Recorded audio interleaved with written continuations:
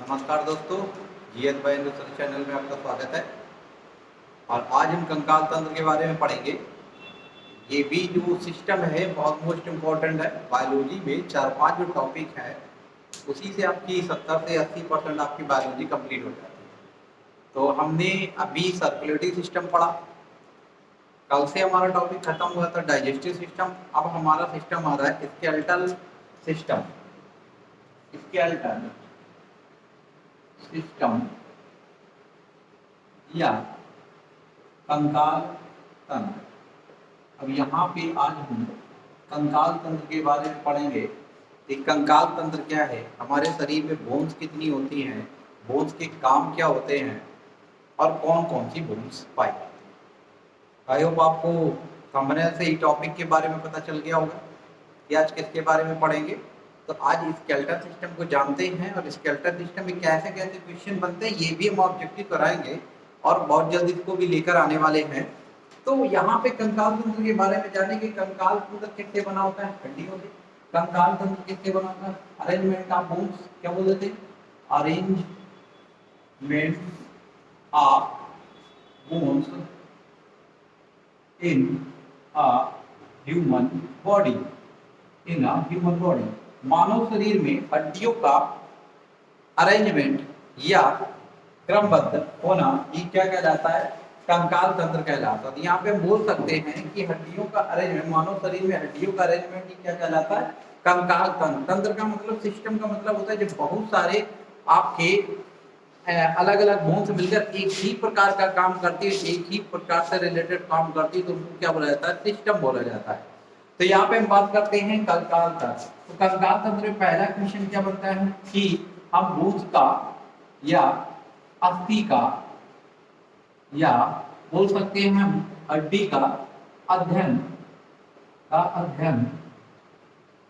किस शाखा के अंतर्गत करते हैं? हड्डी या बोन्स का अध्ययन किस शाखा के अंतर्गत करते हैं? तो फ्रेंड्स, इस शाखा का नाम है ऑस्टियोलॉजी।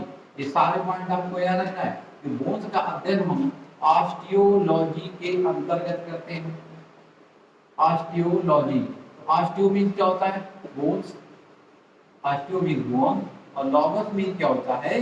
अध्ययन। यहाँ से क्या निकल के आता है? हड्डियों का अध्ययन या अस्थियों का अध्ययन ही क्या कहलाता है? ऑस्टियोलॉजी कहलाता है। पर यहाँ तक समझ में आ रहा है? तो पहला क्वेश्चन हमारा ये बन गया तो हड्डियों का अध्ययन किस शाखा के अंतर्गत करते हैं? तो हमने बताया ऑस्टियोलॉजी के अंतर्गत किया जाता है। ऑस्टियोलॉजी में हमने कहा क्या होता है कि हड्डियों का अध्ययन किया जाता है। हड्डियों का काम क्या है इसके बारे में देखते हैं। तो मानव शरीर में जो हड्डियों का अरेंजमेंट है वही हमारा स्केलेटल सिस्टम कहलाता है। क्या कहलाता है? Skeletal system. अब एक वर्ड आप और पढ़ते होंगे, ऑर्थोलॉजी। आप कमेंट करके जल्दी से बताएं ऑर्थोलॉजी। ऑर्थोलॉजी में किसका अध्ययन किया जाता है? आप कमेंट करके बताएं कि ऑर्थोलॉजी में किसका अध्ययन किया जाता है। जल्दी से आप कमेंट करके बताएं। और फ्रेंड्स, अगर सेशन से जुड़ गए हैं तो सेशन को सबसे पहले आप सभी लोग शेयर कर दीजिए। सभी लोग शेयर कर दीजिए, शेयर करें। और शेयर करने के बाद जो नए जुड़े हैं वो चैनल को सब्सक्राइब कर लें। सब्सक्राइब कर लें। आप इतना तो कर ही सकते हैं। अगर हम आपके लिए इतना फ्री कर रहे हैं, फ्री क्लासेस ला रहे हैं, आपके लिए इतनी मेहनत कर रहे हैं फ्रेंड्स, तो आप इतना कर सकते हैं कि आप चैनल को सब्सक्राइब भी कर सकते हैं। आपका कुछ नहीं जाता है। आपके लिए छोटी सी चीज है कि आपको सब्सक्राइब करना है, आपको शेयर करना है। तो आप इतना तो कर ही सकते हैं। तो यहाँ पे आप जल्दी से कमेंट करके बताएं कि आर्थियोलॉजी क्या होता है। आर्थियोलॉजी में किसका अध्ययन करते हैं फ्रेंड्स? जल्दी से बताएं आर्थियोलॉजी।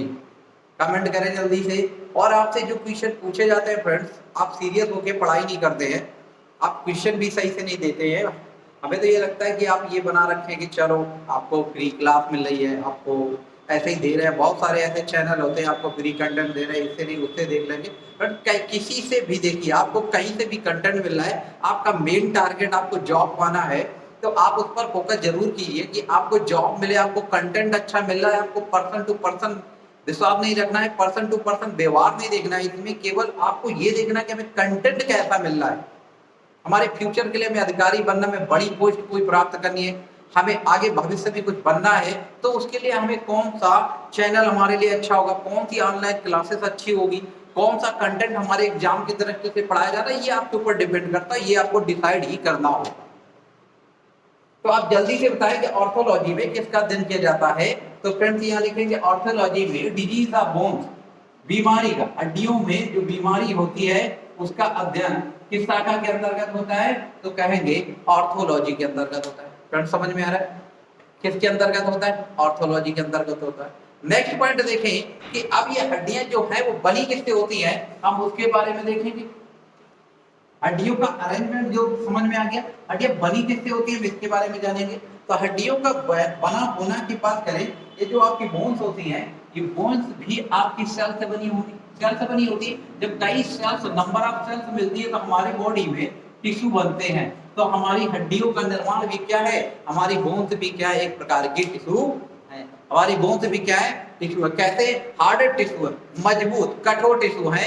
तो ये हमारे क्या कहलाते हैं, हार्डेस्ट टिश्यूज हैं। ये बहुत सारी, तो किस सेल से बनी होती है, तो कहेंगे हमारे हड्डियों में आपकी जो सेल पाई जाती है उसे ऑस्टियोसाइट्स कहते हैं। आपको पता है osteo mean bone, site mean कोशिका, साइट्स मीन कोशिका। तो यहाँ तक बात क्लियर हुई कि कोशिका का अध्ययन, क्या कहेंगे, कोशिका कौन सी, ऑस्टियोसाइट, या इसको दो नाम और दिए जाते हैं। एक आपकी पाई जाती है ऑस्टियोक्लास्ट और ऑस्टियोब्लास्ट। आपको याद रखना है कि दो तरीके की बोन्स आपके बॉडी में और पाई जाती है, सेल पाई जा रही है। एक का नाम ऑस्टियोक्लास्ट और एक का नाम है ऑस्टियोब्लास्ट। ऑस्टियोक्लास्ट और ऑस्टियोब्लास्ट का काम क्या है कि बॉडी के अंदर जो आपकी खोखली बोन्स का जो निर्माण हो रहा है, खोखली बोन का जो निर्माण होता है उसका निर्माण किस शाखा के अंतर्गत होता है, तो आप कहेंगे कि आपका ऑस्टियोक्लास्ट के अंतर्गत होता है। जो सॉलिड बनने है वो किसके अंतर्गत हो रहा है, ऑस्टियोक्लास्ट। तो यहाँ से एक क्वेश्चन क्लियर हो गया कि हड्डी का निर्माण किस कोशिका से होता है, बोध का या अस्थि का, तो कहेंगे ऑस्टियोसाइट्स के द्वारा। ये तो दो प्रकार की आप बोल सकते हैं कि कौन सी होती है, ऑस्टियोक्लास्ट या ऑस्टियोब्लास्ट। अगर ये नहीं मिल रहा है तो इन दोनों में मिल जाएगा, ऑस्टियोक्लास्ट या ऑस्टियोब्लास्ट मिल जाएगा। दूसरी चीज यहाँ पर देखें, ये हड्डियों का जो अरेंजमेंट होता है, इन हड्डियों में अकार्बनिक पदार्थ भी पाए जाते हैं, अकार्बनिक मिनरल्स भी पाए जा रहे हैं। कि कौन कौन से पाए जा रहे हैं, तो दो चीजें आपको याद रखना है, इसमें कैल्शियम कार्बोनेट और कैल्शियम फास्फेट भी मिलता है। कैल्शियम फास्फेट व कैल्शियम कार्बोनेट, ये दो पदार्थ मिलते हैं, कैल्शियम फास्फेट व कैल्शियम कार्बोनेट। साथ ही साथ मैग्नीशियम फास्फेट भी मिलता है। अब यहाँ पे देखो ये जो होता है, और साथ ही साथ आपके बोन्स में एक हड्डी पाई जाती है, प्रोटीन पाई जाती है। इस प्रोटीन का नाम है ओसीन प्रोटीन। फ्रेंड्स हमारे बोन्स में कौन सी पाई जाती है, ओसीन प्रोटीन। जल्दी से कमेंट करके बताएं कि दांतों में कौन सी प्रोटीन पाई जा रही है, दांतों में कौन सी प्रोटीन होती है। अगर आप लगातार तैयारी कर रहे हैं, लगातार वीडियो वॉच कर रहे हैं, तो कौन सी प्रोटीन पाई जा रही है, जल्दी से बताएं कि दांतों में कौन सी प्रोटीन पाई जाती है। ये हड्डियों में कौन सी पाई जा रही है, ओसीन प्रोटीन पाई जा रही है। तो फ्रेंड्स यहाँ पे ओसीन प्रोटीन, हड्डियों का अरेंजमेंट कितना, 32% तो आपकी ओसीन हो गई, और 68% क्या होती है, 68% आपका कैल्शियम कार्बोनेट व कैल्शियम फास्फेट पाया जाता है। क्या पाया जाता है, कैल्शियम कार्बोनेट व कैल्शियम फास्फेट पाया जाता है। ये भी पूछ सकता है कि हड्डियों में कितने परसेंट तक प्रोटीन पाई जा रही है, तो आप यहाँ से समझ में रहेगा 32% होती है, और अकार्बनिक जो पदार्थ हम कितने पाए जाते हैं, 68% पाए जाते हैं, जिससे हमारी एक बोन्स का निर्माण होता है, जिससे हमारी एक बोन्स का निर्माण होता है। आयो आपको बात क्लियर हो रही होगी। आप नोट्स बनाते जाइए, आप जब ऑब्जेक्टिव क्वेश्चन करेंगे, आप प्रैक्टिस सेट करेंगे, तो आपको कॉन्फिडेंस आएगा, तब आपको समझ में आएगा कि हाँ हम सकारात्मक वीडियो देख रहे हैं, हमें कंटेंट अच्छा मिल रहा है। तो यहाँ पर बात करें आगे कि बच्चों में जो हमारा न्यू बेबी बॉर्न होता है, नए बच्चे का जन्म होता है, नवजात शिशु के में कितनी बोन्स होती हैं, तो 300। जबकि वयस्क या एडल्ट पर्सन में, वयस्क या एडल्ट पर्सन में 206 बोन्स होती हैं। अब आगे चल के जब बोन्स के बारे में एक एक बोन्स के बारे में पढ़ेंगे, कौन कौन सी बोन्स पाई जाती है, आप ऐसे पढ़ें कि आप पढ़ा सके सामने वाले को। हर एक बोन्स को आप ये बता दें कि ये बोन्स, ये इसका नाम ये है और यहाँ पे पाई जाती है, ऐसे बिल्कुल आपको विधिवत बताया जाएगा। तो यहाँ पे 206 है, क्यों कम हो जाती है, इसके बारे में भी चर्चा करेंगे।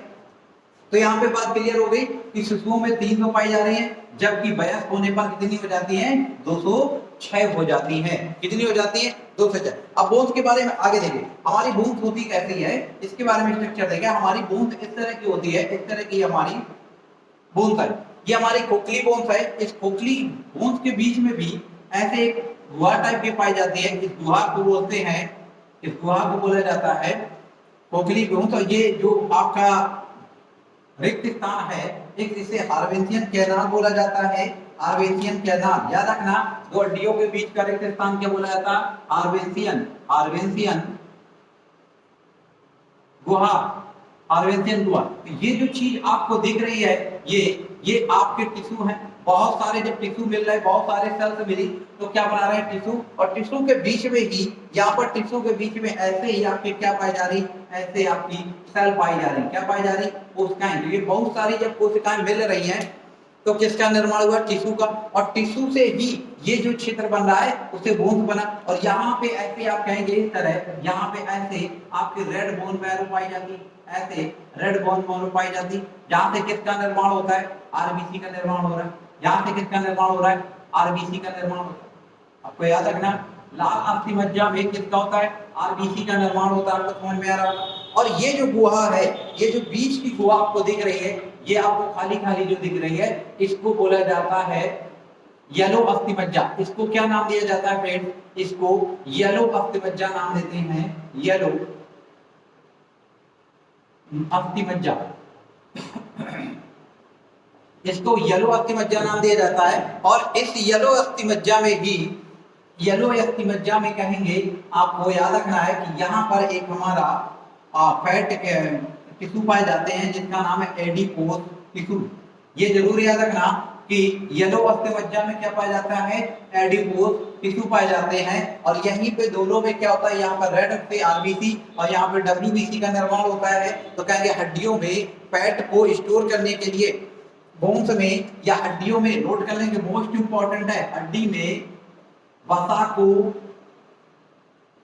स्टोर या संचित करने के लिए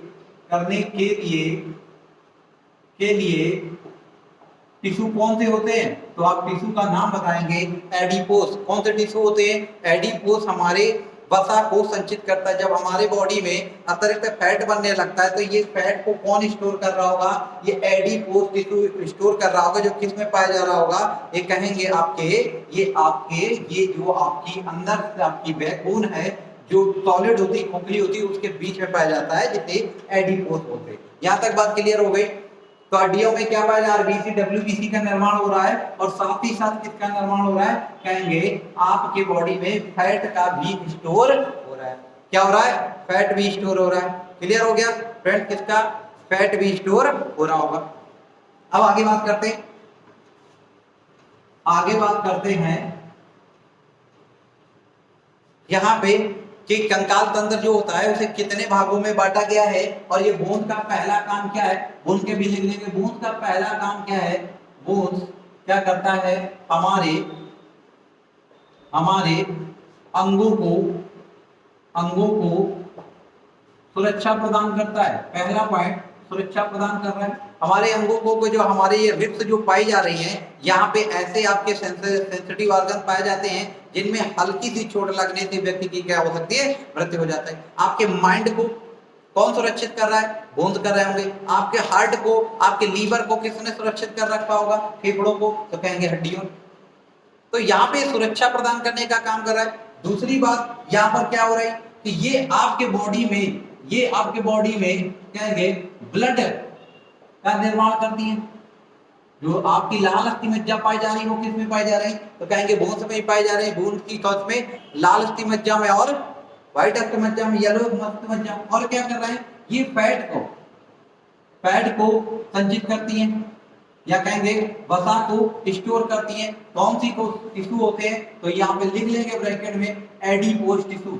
एडिपोज टिश्यू ही क्या करता है? अतिरिक्त फैट को, अतिरिक्त वसा को स्टोर करने का काम करता है। अतिरिक्त फैट को स्टोर करने का काम करता है। आपको बात समझ में आ रही होगी। और काम क्या है? और चौथा काम देखें, यह आकृति एवं आकार देने का काम करता है। आकृति एवं आकार देता है।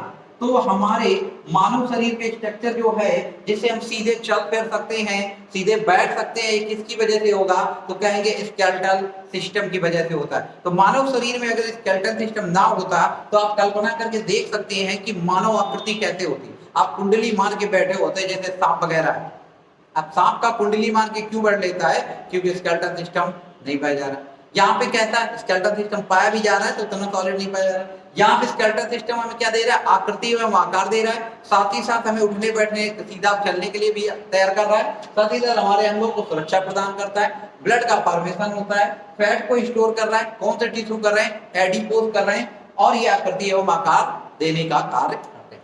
तो यहाँ पे समझ में आ रहा होगा कि हमने क्या बोला कि हड्डियों का अध्ययन किस शाखा के अंतर्गत किया जा रहा है? तो आप कहेंगे कि ऑस्टियोलॉजी। आप पूरा वीडियो देखेंगे, आपको दोबारा बुक पढ़ने की जरूरत नहीं पड़ेगी, सारा टॉपिक आपको ऐसे ही रट जाएगा। ऑस्टियोलॉजी और हड्डियों की बीमारी से संबंधित किस पे पढ़ते हैं? तो ऑर्थोलॉजी। फिर हमने कहा आपकी हड्डी का निर्माण किससे हो रहा है? तो ऑस्टियोक्लास्ट और ऑस्टियोब्लास्ट सेल से हो रहा है, और ये सेल जो मिलती है तो क्या बनते हैं? टिश्यू। तो बोन्स हमारी क्या है? टिश्यू है, ऊतक है, कैसे हैं? कठोर ऊतक। यहाँ तक बात क्लियर हो गई। अब बात करते हैं कि हमारे कंकाल तंत्र को कितने भागों में बांटा गया है। हमारे कंकाल तंत्र को कितने भागों में बांटा गया है? तो यहीं से आप जितने भी एसएससी सीजीएल 10+2 और एमटीएस के पेपर देंगे, इसमें ये क्वेश्चन बनते हैं। तो पहली बात, स्केलेटल सिस्टम को दो भागों में बांटा गया। एक आपका आता है अक्षीय कंकाल, अच्छे से नोट कर लेंगे, अक्षीय कंकाल तंत्र। दूसरा है हमारा उपांगीय, दूसरा हमारा है उपांगीय कंकाल तंत्र। उपांगीय कंकाल तंत्र, इसको क्या बोलते हैं? इसको एक्सियल स्केलेटल सिस्टम बोला जाता है, एक्सियल स्केलेटल सिस्टम, और इसको बोलते हैं एपेंडिकुलर। अगर हम दोनों नाम पढ़ रहे हैं, दोनों नाम पढ़ते हैं तो हमें समझने में आसानी रहती है। पेपर में या बायोलॉजी में ऐसे ऐसे टर्म्स आते हैं हिंदी से कि आप नहीं याद कर सकते, इसलिए हमें दोनों हिंदी और इंग्लिश में याद होने चाहिए। तो यहाँ पे बताया स्केलेटल सिस्टम को दो भागों में बांटा गया। एक कौन निकल के आ रहा है? अक्षीय कंकाल, और एक कौन निकल के आ रहा है? उपांगीय कंकाल। अब यहाँ पर देखते हैं कि अक्षीय कंकाल को भी कितने भागों में बांटा गया फ्रेंड्स? इस अक्षीय कंकाल को भी कई भागों में बांटा गया। अगर इतना आप बना लेते हो तो आपको बहुत सारी चीजें आपको याद हो जाएंगी, यहीं से याद हो जाएंगी।